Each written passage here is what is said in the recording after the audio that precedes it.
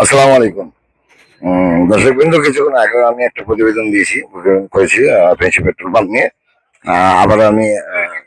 আবারও আমি হাজির হয়েছি শুধু এই যে তেলের বিষয়ে ক্রেতাদের সাথে কিছু কথা বলবো এবং তাদের মন্তব্য কি, এবং আজকে যে অভিযানটা হয়েছে আমবাড়িতে, ম্যাজিস্ট্রেট অভিযান যে হয়েছে, কি ম্যাজিস্ট্রেট ছিল, সম্ভবত তেল দিচ্ছে, কিন্তু গাড়ির লাইসেন্স অথবা ড্রাইভিং লাইসেন্স থাকতে হবে, বাধ্যতামূলক তেল দিচ্ছে।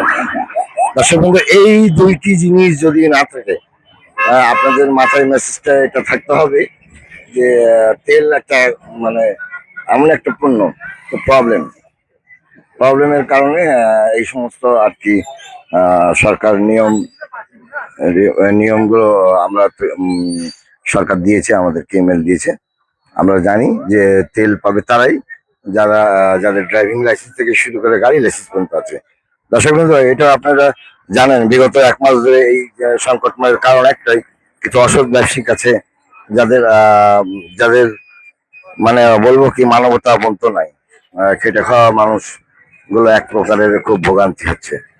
আমরা একটু জানবো পরিস্থিতি কি। বড় ভাই এদিকে আসেন, বড় ভাই একটু আসেন, এদিকে আসেন। দর্শক বিন্দু, উনি হচ্ছে প্রশাসনিক। আপনি আসেন।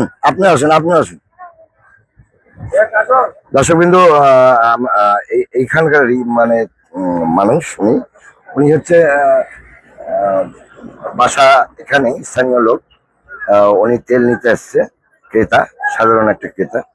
তার মুখে শুনবো আসলে সমস্যাটা কোন জায়গায়। বড় ভাই, আসলে প্রবলেমটা কোন জায়গায়? তেল পাননি না তেল? প্রবলেমটা হচ্ছে আমাদের পাম্প মালিকদের নয়। কারণ আমরা এখানে যারা তেল নিতে আসতেছি, তেল নিয়ে আবার যারা সিরিয়ালে দাঁড়াইতেছি, এইভাবে এক একজনের 4 বার 5 বার করে তেল নিচ্ছে। আমরা যারা লাইনে দাঁড়াইতে পারতেছি না, আমরা পাচ্ছি না। এইভাবে যখন তেল শেষ হয়ে যাচ্ছে, তখন তো আর করার কিছু থাকতেছে না, আমরা ঘুরে যাচ্ছি। আসলে তেলের সংকট নেই, সংকটটা আমাদের মতো লোকদের তেলের সংকট করতেছে। আমাদের মতো আপনি লোকদের। আপনি আপনি কি জানেন যে আজকে ভ্রাম্যমাণ আদালত এসেছিল এবং কিয়নো ম্যাডাম এসেছিল 17 জনাকে, অন্তত হ্যাঁ, 17 জনাকে ড্রাইভিং লাইসেন্স এবং বাধ্যতামূলক গাড়ির লাইসেন্স থাকতে হবে, নয়তোবা তেল দিচ্ছে না। এইটা কি আপনারা জানেন? হ্যাঁ, এটা শুনছি, অনলাইনেও দেখছি এবং আজকেও এখানে শুনছি। এখানেও নাকি আজকে 15-16 জনকে মামলা দিছে, 17 জনকে। তো কাগজ ছাড়া তেল দিচ্ছে না, এটা ভালো একটা উদ্যোগ, এটা অনায়াসে একটা ভালো উদ্যোগ অবশ্য। যাদের কাগজ নেই তারা এখন কাগজ করে নিক। হ্যাঁ, এটা হচ্ছে সরকারি একটা খাত, যেহেতু আওয়ামী লীগ সরকার বিগত দিন অনেক অনেকে অনেকের ঘাটতি আছে, ব্যাংক ঘাটতি আছে, বিভিন্ন সেক্টরে ঘাটতি আছে। দর্শক বিন্দু, আপনারা জানেন ইতিমধ্যে আমি প্রতিবেদন করেছি, এবং কিছু কিছু অসৎ লোক যারা কারসাজি করছে তেলের, আমাদের সাধারণ যারা ক্রেতা তারা ভোগান্তি হচ্ছে, এবং যারা অসৎ লোক তাদের ভোগান্তি হচ্ছে না, কারণ তারা কারসাজির মধ্যে জড়িত। ধন্যবাদ। আজকালের খবর থেকে আমি চিফ রিপোর্টার বাজিদ বলছিলাম।